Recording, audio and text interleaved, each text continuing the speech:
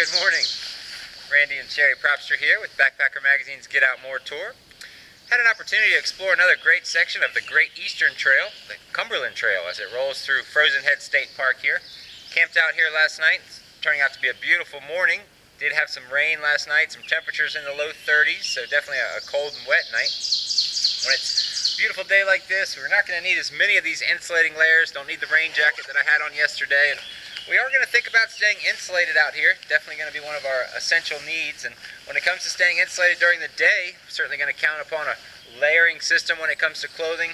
Certainly going to count upon the appropriate footwear to make sure that we're going to stay properly insulated. But when it comes to getting a good night's sleep, like we were able to do last night, we're certainly going to need to call upon a sleep system with the appropriate temperature rating and comfort level to make sure that we're happy and comfortable. Our sleep system is going to always include a sleeping pad and a sleeping bag. Now, the sleeping pad, I went with the 10-ounce Nemo Zor short for last night's trip. Kept me insulated, gave me a little bit of padding under my hips and my shoulders. And then for the sleeping bag, I went with the 35-degree rated EMS Velocity, insulated with Primaloft insulation. Now, Primaloft is the softest, warmest, and lightest synthetic insulation available to us. And for us, it's all about peace of mind. We know we're going to be warm if we're dry.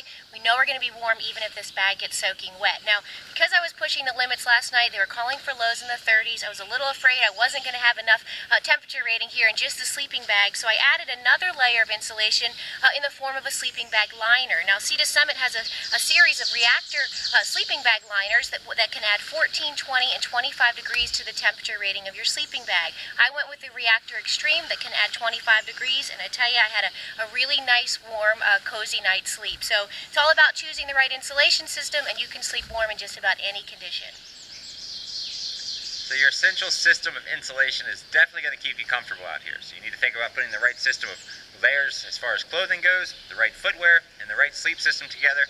Your time on trail will be much more comfortable, and your time in the tent, well, a little dreamier. Alright, well, for Backpacker Magazine's Get Out More tour, we are Randy and Sheri, and we will see you next time. If you want more tips on how you can stay comfortable out here, check us out at backpacker.com/getoutmore.